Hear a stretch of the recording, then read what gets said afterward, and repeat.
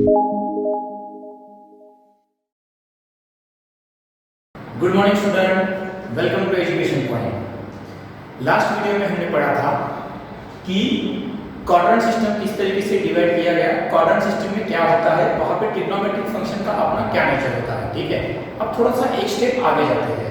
उसी quadrant system में angle measurement का जो क्वेश्चन है उसमें हम थोड़ी सी बात करेंगे how to measure the angle. ठीक है, उसमें ना ये एक्स एक्सिस वाई एक्सिस, इसमें एक ही बात याद रखना है, always major angle with positive x axis. कौन से एक्सिस के साथ करेंगे? पॉजिटिव एक्स एक्सिस के साथ में ही एंगल मेजर करेंगे। अब वो कैसा, देखो ये सब ने पढ़ा था, राइट एंगल ट्रायंगल, ये प्रोटेक्टर था, टेन स्टैंडर्ड था, बराबर है। यहाँ पे लिखा था 0, यहाँ पे लिखा था 90 डिग्री। बात क्लियर है? तो यहाँ से लेके यहाँ तक का मोशंस करने के बाद हम बोल देते हैं 90 डिग्री है, तो यहाँ से लेके यहाँ तक का कितना डिग्री हो जाएगा? 90 डिग्री। और इसी को मैं थोड़ा सा अलग तरीके से लिखता हूँ, यहाँ से लेके यहाँ तक कितना डिग्री बनेगा? 90 डिग्री बनेगा। क्लियर है? तो जो भी एंगल मेजर करेंगे with respect to X axis ही मेजर करेंगे। तो मुझे बात बताओ, यहाँ से लेके यहाँ तक कितना डिग्री रहेगा? A straight line on the protractor, it will be what? 180 degree. तो यहाँ पे लिखेंगे 180 डिग्री। ठीक है, अब तीसरा मेजर करेंगे यहाँ से लेके यहाँ तक। ठीक है, तो ये कितना हो गया? ये 90, ये 90, मतलब पहला वाला 90 डिग्री, दूसरा वाला भी 90 डिग्री और ये तीसरा वाला भी 90 डिग्री, मतलब टोटल कितना डिग्री हो रहा है? 270 डिग्री। बात क्लियर है?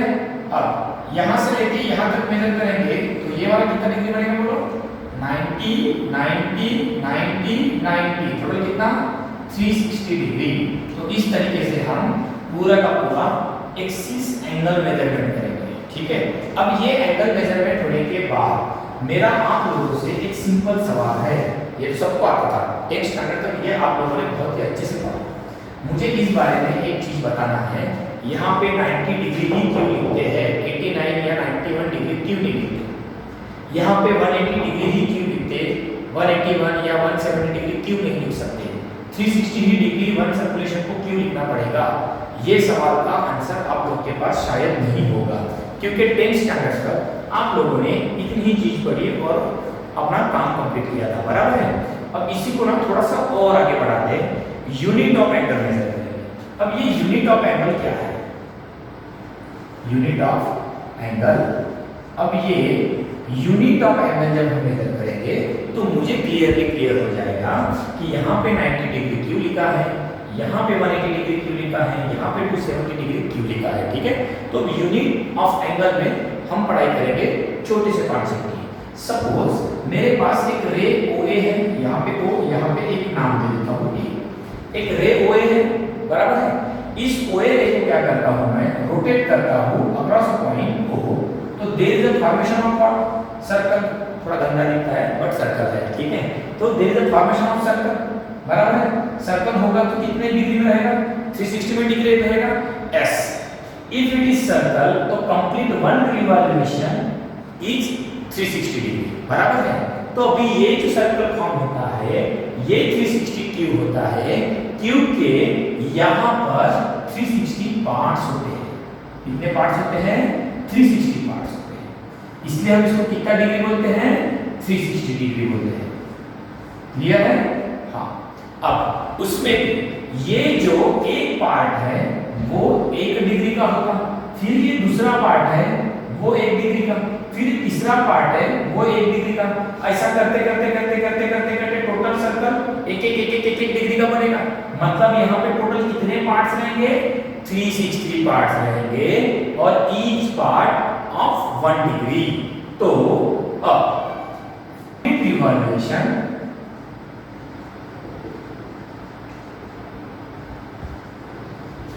contains 360 parts, ठीक है, and each part are called as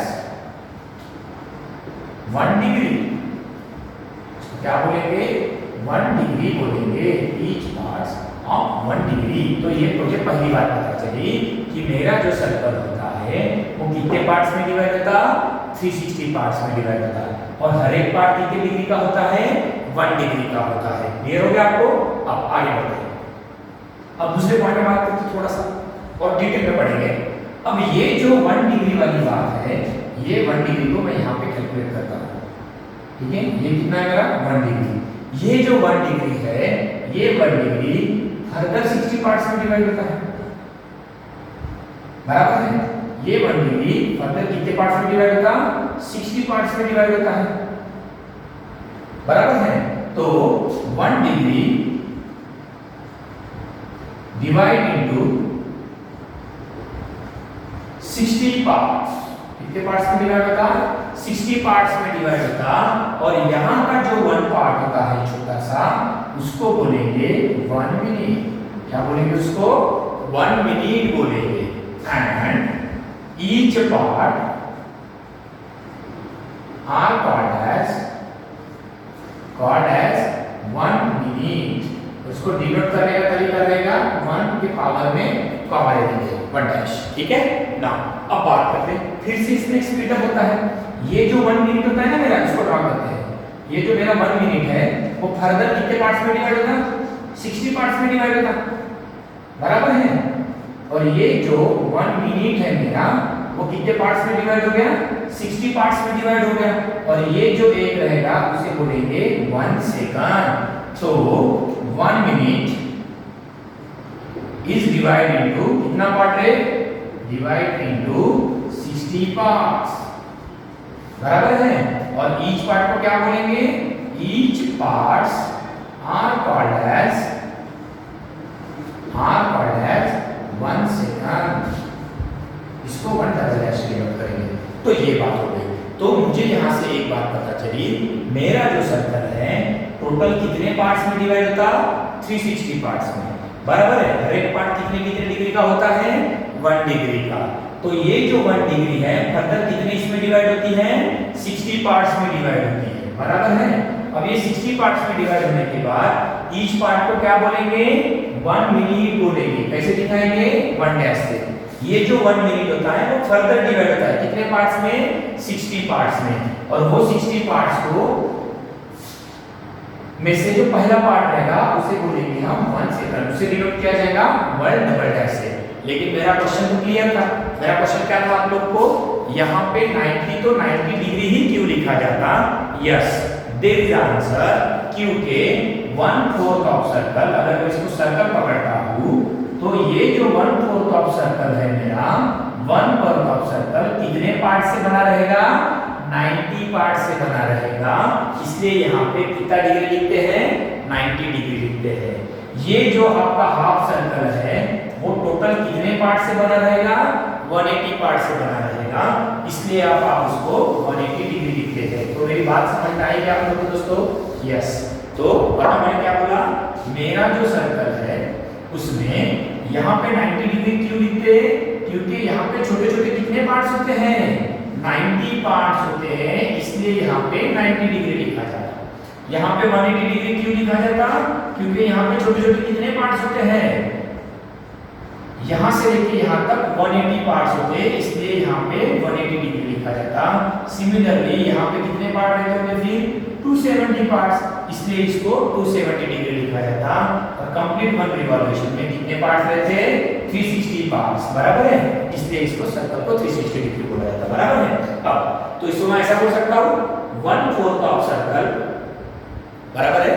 1/4 of circle are called as 90 degree, मतलब 90 डिग्री बोल सकते हैं। हाफ सर्कल को कितना डिग्री बोल सकते हैं? 180 डिग्री बोल सकते हैं।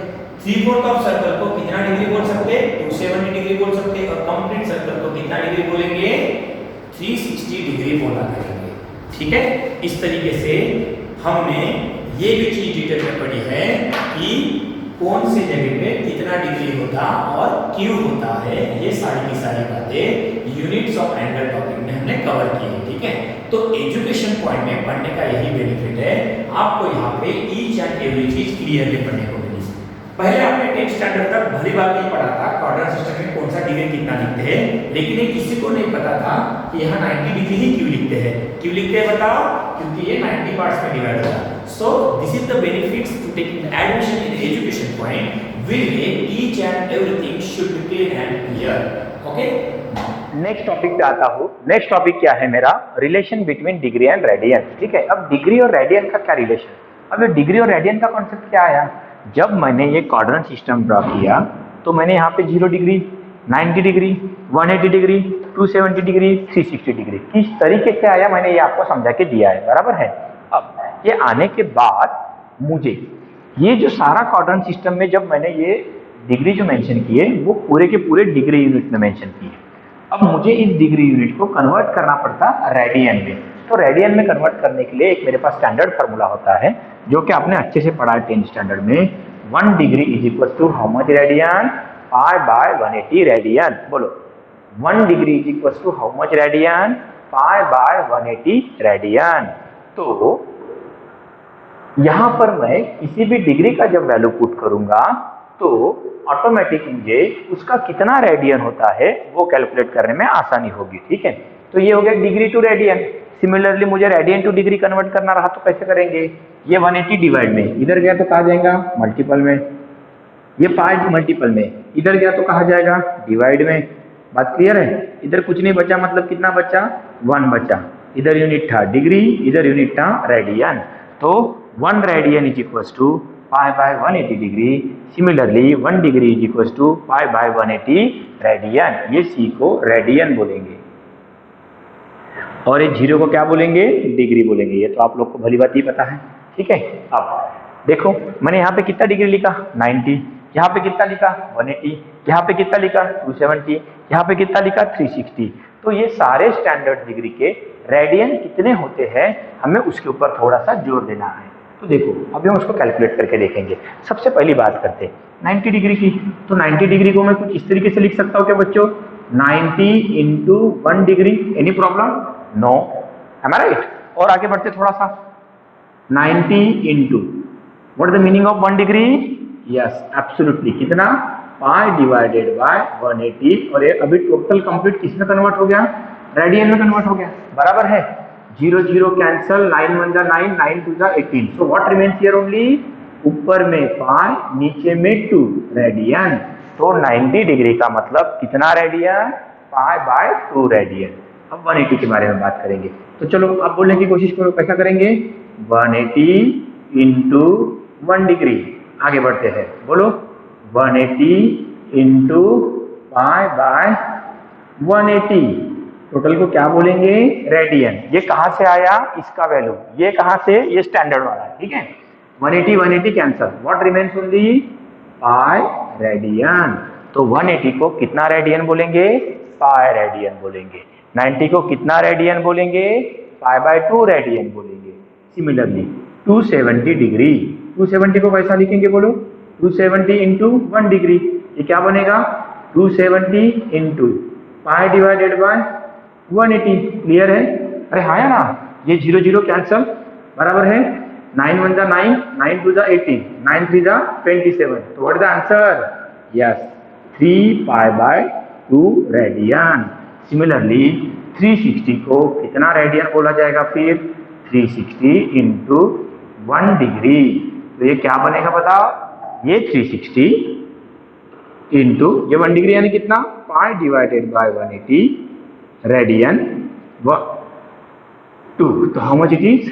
2 पाई रेडियन। कुछ इस तरीके से इसका हम कन्वर्जन करेंगे। ओके ना, अब और आगे जाते थोड़ा सा। अब ना ये तो सबको पता चल गया 90 को कितना रेडियन बोला जाएगा बताओ मुझे अभी? Pi by 2 radian. 180 को कितना रेडियन बोला जाएगा? Pi radian. 270 को कितना रेडियन बोला जाएगा? 3 पाई बाय 2 रेडियन। और 360 को कितना रेडियन बोला जाएगा? 2 पाई रेडियन कहा जाएगा। ठीक है, अब थोड़ा सा और आगे बढ़ते हैं। अब मुझे एक लॉजिक वाली बात बताओ, यहाँ 0 डिग्री से शुरू हो रहा, यहाँ 90 है, मतलब बीच में कितना डिग्री? एब्सोल्युटली कितना डिग्री? 45 डिग्री। क्लियर है? अब मैं थोड़ा ये सारी चीजें निकाल लेता हूं ताकि आपको क्लियर दिखे। ठीक है, अब अगर ये 45 तो उसके नीचे कितना डिग्री रहेगा? ऑब्वियस है 30 डिग्री। ये 30, ये 45, तो इसके ऊपर कितना डिग्री रहेगा बोलो? 60 डिग्री। क्लियर है ना? तो अभी मुझे नया ग्राफ मिल गया, कौन सा? 0 30 45 60 90। ये सबके सब मैंने किस में लिखे, डिग्री में लिखे। अब इसको रेडियन में पढ़ के देखेंगे। रेडियन में कन्वर्ट करने का रहा तो कैसे करने का मैंने आपको ऑलरेडी पढ़ा चुका हूँ। चलो यहाँ पे कोशिश करते हैं, इसको निकाल दो। ओके चलो कोशिश करते हैं कि नया वाला कैसा कैलकुलेट करेंगे। Now look at here. चलो अभी आप लोग बताओ मुझे। सबसे पहले शुरुआत करते हैं 30 डिग्री से। ये रहा 30 डिग्री। चलो 30 डिग्री को रेडियन में कन्वर्ट करेंगे। कैसे रेडियन में कन्वर्ट करेंगे, इसको ऐसा लिख सकते 30 इंटू 1 डिग्री। ये 30 एज इट इज रहेगा। 1 डिग्री का वैल्यू मैंने ऑलरेडी पढ़ा चुका हूँ, कितना, π/180। और टोटल को क्या बोलते हैं हम, रेडियन बोलते हैं। क्लियर है।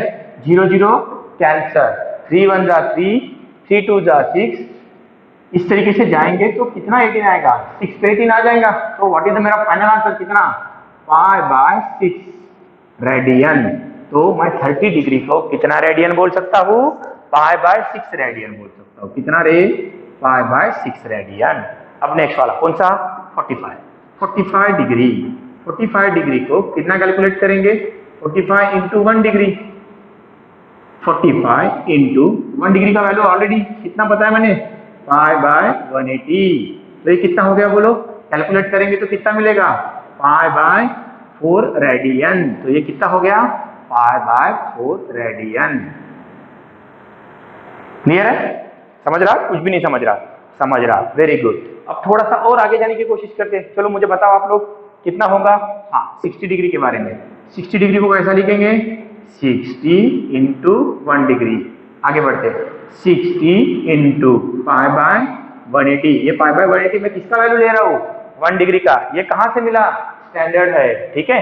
कैलकुलेट करेंगे, 0 0 कैंसल, 6 3 18।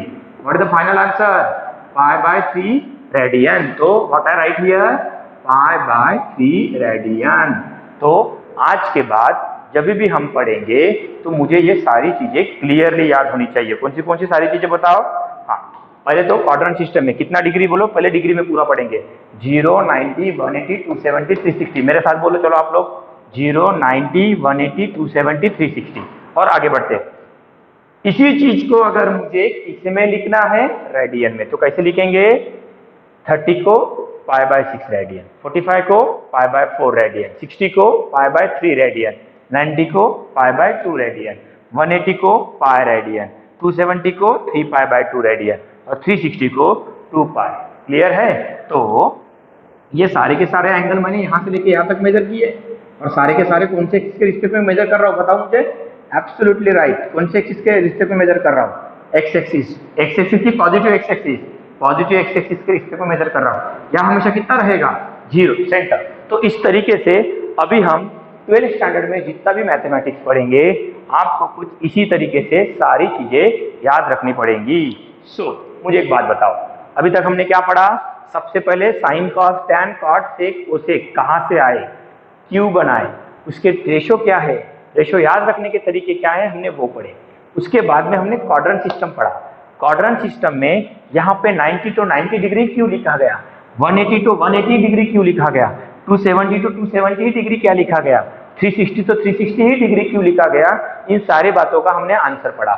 उसके बाद में हमने एक चीज पढ़ी, कौन सी, डिग्री टू रेडियन कन्वर्जन, और उसको हमने डिग्री टू रेडियन में कन्वर्ट करके देख लिया सारा का सारा। ठीक है। तो एजुकेशन पॉइंट में जब भी आप पढ़ोगे सारी की सारी चीजें आपको इसी तरीके से क्लियर करके मिलेंगी।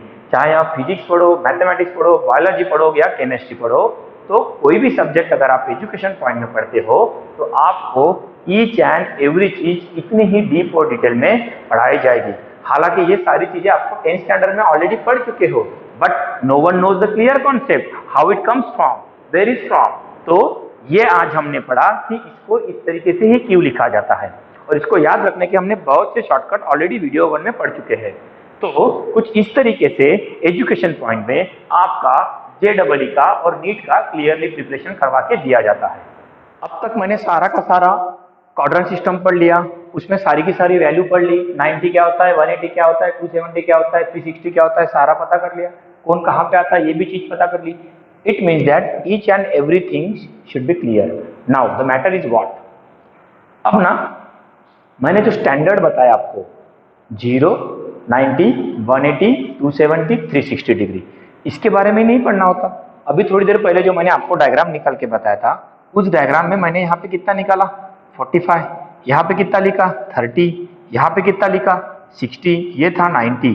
तो मुझे क्या करना पड़ेगा, मुझे साइन का 0 के लिए कितना वैल्यू होता है, साइन का 30 के लिए कितना वैल्यू होता है, साइन का 45 के लिए कितना वैल्यू होता है, साइन का 60 के लिए वैल्यू कितना होता है, सिमिलरली साइन का 90 के लिए वैल्यू कितना होता है। मतलब these are the 5 standard value I have to calculate for a trigonometric function sine. For a trigonometric function cos, I need to calculate again all these values. For a trigonometric function tan, I need to calculate all these values. For a trigonometric function cot, sec, cosec, we need to calculate all these values. 10th standard में जब आपने पढ़ा, ये डब्बा आपने direct रट लिया था, कुछ इस तरीके से डब्बा बनाया था, आपको याद होगा। देखो इधर आपने लिखा था साइन, कॉस, टैन, इधर आपने डिग्री लिखते चले थे 30, 45, 60, 90, कुछ इस तरीके से लिखते गए, बराबर है। सबने पूरे दिल से पूरे शिद्दत के साथ इसको रटा था, साइन 31/2, साइन 31/2। लेकिन एजुकेशन पॉइंट में हम रटेंगे नहीं, एजुकेशन पॉइंट में हम पढ़ेंगे कि कौन सी चीज की वैल्यू किस तरीके से आती। एजुकेशन पॉइंट में हम पढ़ेंगे ये वैल्यू 1/2 तो 1/2 ही क्यों आई।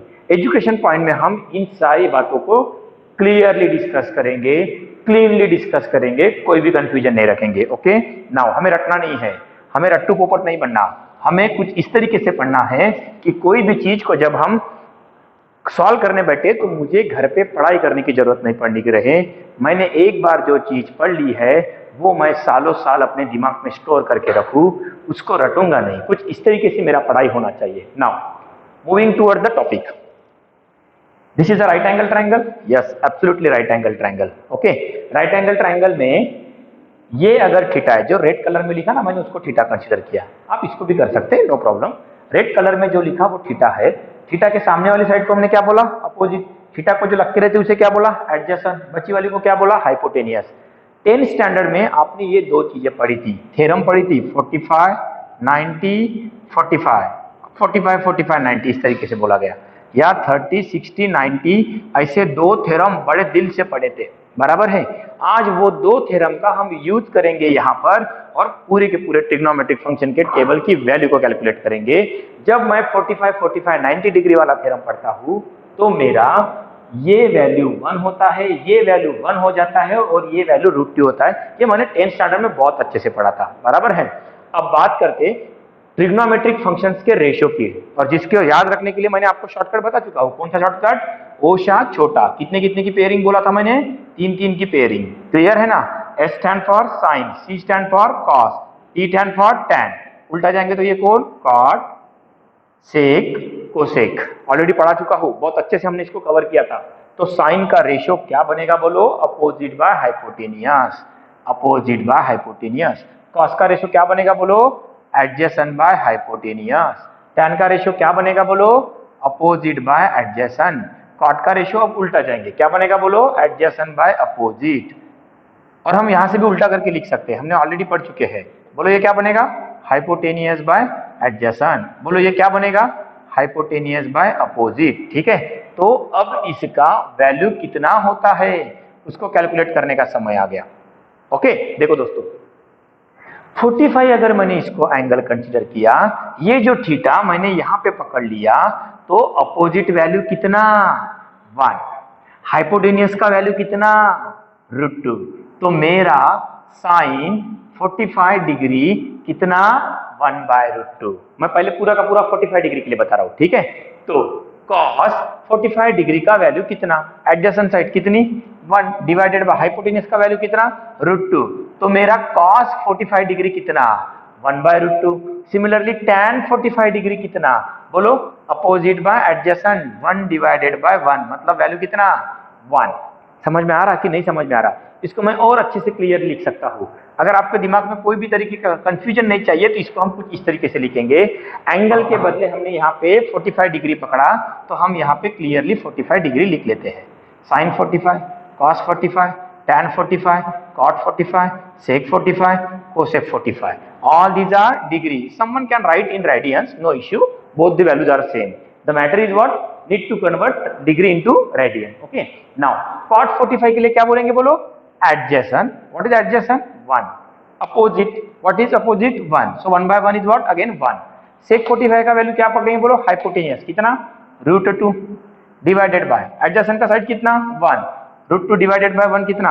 √2। किसी भी चीज को डिवाइड बाय 1 रहता तो आंसर वही चीज रहेगी। sec 45 का वैल्यू बोलो? Hypotenuse. What is the value of hypotenuse?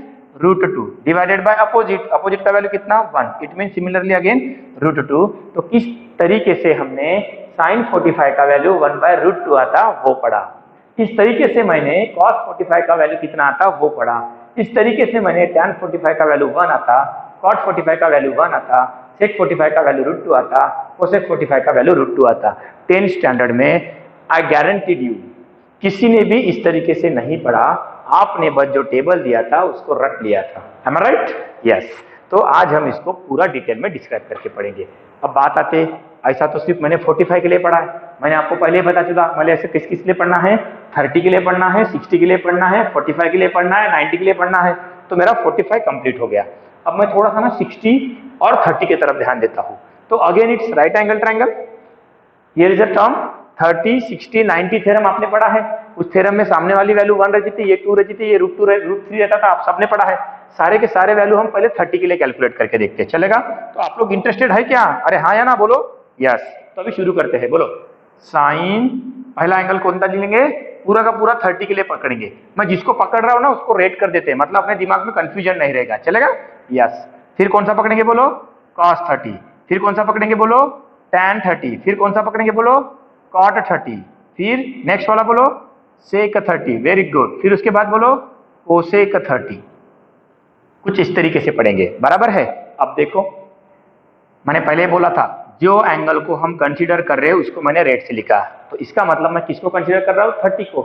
ये अगर मेरा 30 है तो ये उसके सामने वाली साइड को हम क्या बोलेंगे? Opposite side. उसको जो लग के उसको क्या बोलेंगे? Adjacent side. बचा हुआ कौन? हाइपोटेनियस। देखो दोस्तों, मैं तो कुछ रट ही नहीं रहा हूं। अगर रटा है तो आपको कंफ्यूजन होगा, सर ये अपोजिट था, अभी ये हाइपोटेनियस कैसे? अबे गधे, एंगल चेंज हो गया। पहले ए एंगल था, अब ये एंगल है। इसका एडजेसेंट ये होता है, लगच्ची बाजू, म्हणजे इसको जो लग के है वो वाली साइड्स, अपोजिट साइड्स, मतलब इसके सामने वाली साइड ये। तो इस तरीके से मैंने इसका नॉमेनक्लेचर दे दिया। आप सब लोग को ओसा चटा ऑलरेडी पता है। बोलो साइन के लिए क्या लिखेंगे? साइन यानी कितना होता है? Opposite by hypotenuse. चलो सिमिलरली कॉस के लिए क्या लिखेंगे? Adjacent by hypotenuse. टैन के लिए क्या लिखेंगे? Opposite bye adjacent. कॉट के लिए क्या लिखेंगे? Adjacent bye opposite. सेक के लिए क्या लिखेंगे? Hypotenuse by adjacent. और फाइनली क्या लिखेंगे? Hypotenuse by opposite. ठीक है, चलो आप लोग अब खुद बताओगे मुझे वैल्यू। बोलो अपोजिट का वैल्यू कितना? 1। हाइपोटेनियस का वैल्यू कितना? 2। तो साइन 30 का वैल्यू कितना? 1/2, जो कि आपने बड़े अच्छे से रटा था। साइन 30 का वैल्यू 1/2। साइन 30 का वैल्यू 1/2। देखो आ गया, रटने की जरूरत ही नहीं पड़ी, डायरेक्टली आ गया। बोलो cos 30 का वैल्यू कितना? Adjacent √3, hypotenuse 2। तो वैल्यू कितना मिला? √3/2 मिला।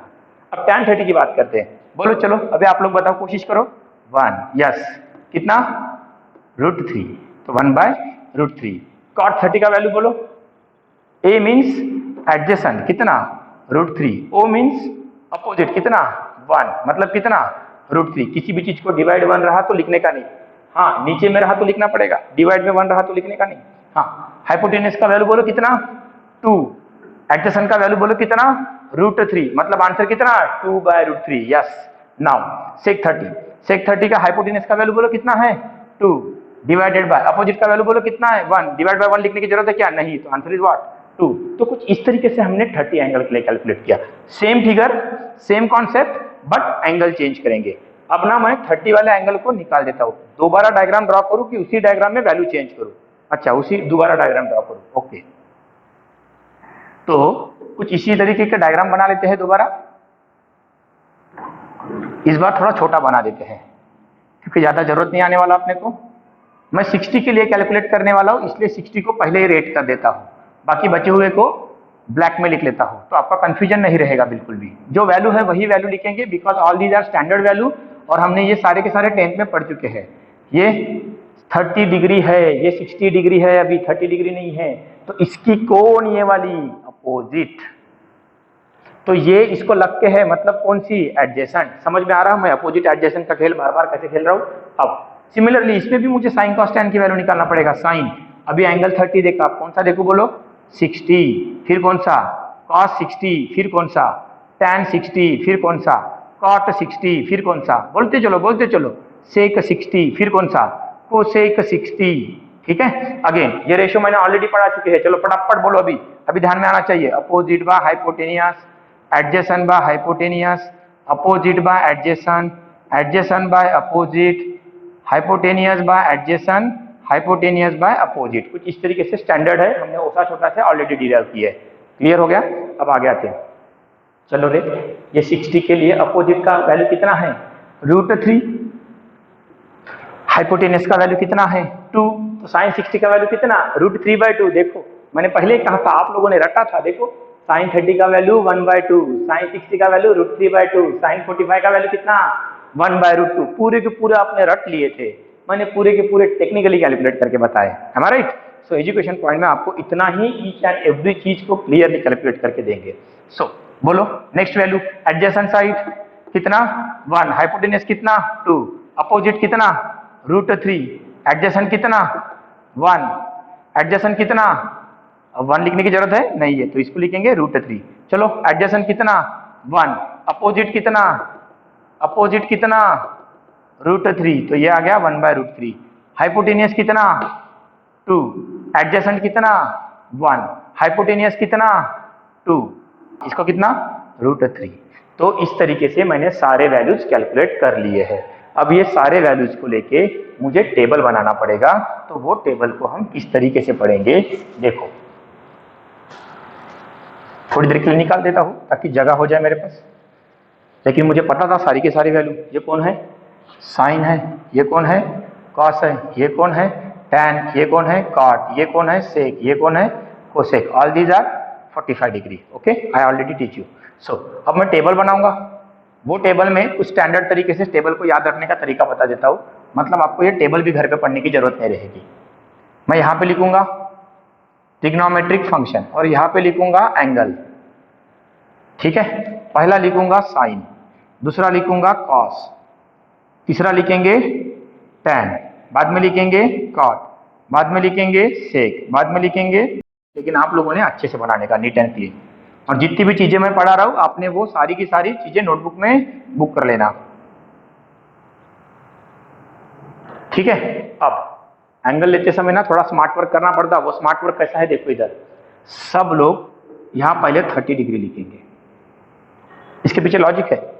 उसके बाद हम यहाँ पे 60 डिग्री लिखेंगे, हालांकि 45 डिग्री नहीं लिखेंगे। उसके बाद में लिखेंगे 45 डिग्री, उसके बाद में लिखेंगे हम 90 डिग्री, उसके बाद में लिखेंगे हम 0 डिग्री। यस, इतना ही टेबल बनाएंगे। अब इस टेबल में ये सारी वैल्यूज को मुझे किस तरीके से रखना है, 2 मिनट में हम इसको पढ़ लेंगे, मुझे इसको रखने के लिए ज्यादा टाइम नहीं लगेगा। ठीक है, और इस सारी की सारी वैल्यूज को मैं रेडियन में भी लिखना चाहता हूँ, थोड़ा सा इसको छोटा कर देता हूँ ताकि आप लोग को अच्छे से दिख पाए।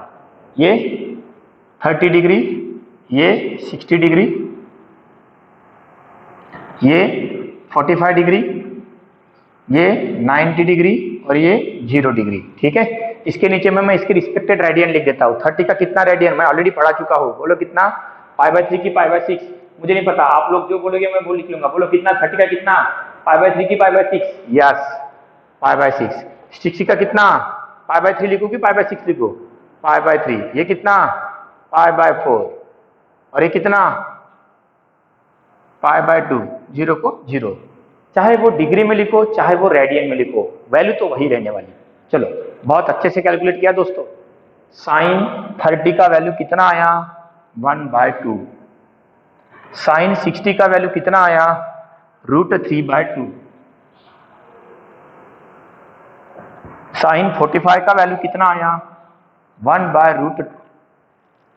क्लियर है, साइन 90 का वैल्यू 1 आता है और साइन 0 का वैल्यू 0 आता है। नेक्स्ट इसमें आपको दिमाग लगाने की बिल्कुल भी जरूरत नहीं है।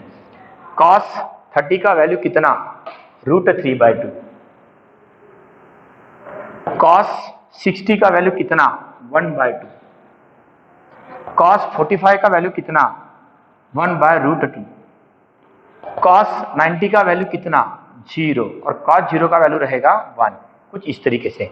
इसको ना थोड़ा गौर से देखो, इसको मैंने यहाँ पे लिखा, इसको मैंने यहाँ पे लिखा, इसको मैंने यहाँ पे लिखा, इसको मैंने यहाँ पे लिखा, इसको मैंने यहाँ पे लिखा, तो मुझे वो पढ़ने की जरूरत ही नहीं है। ये वैल्यू को डायरेक्ट यहाँ लिख दो, ये वैल्यू को डायरेक्ट यहाँ लिख दो, बस आंसर आ जाएगा। समझ में आया मैं क्या बोला? अब आगे चलते हैं।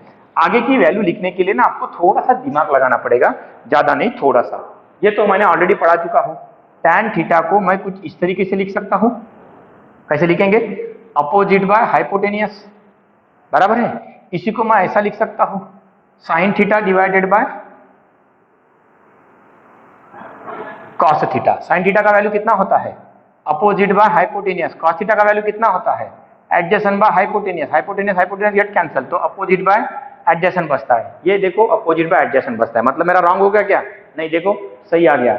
मतलब इसको मैं इतना लिखूं तो भी चल जाता है। tan थीटा को हमेशा कितना लिखेंगे? Sine theta by cos theta लिखेंगे, ठीक है। उसके बाद में कॉट थीटा के लिए ज्यादा दिमाग नहीं लगाने का, इसको उल्टा करने का। क्या होगा बोलो?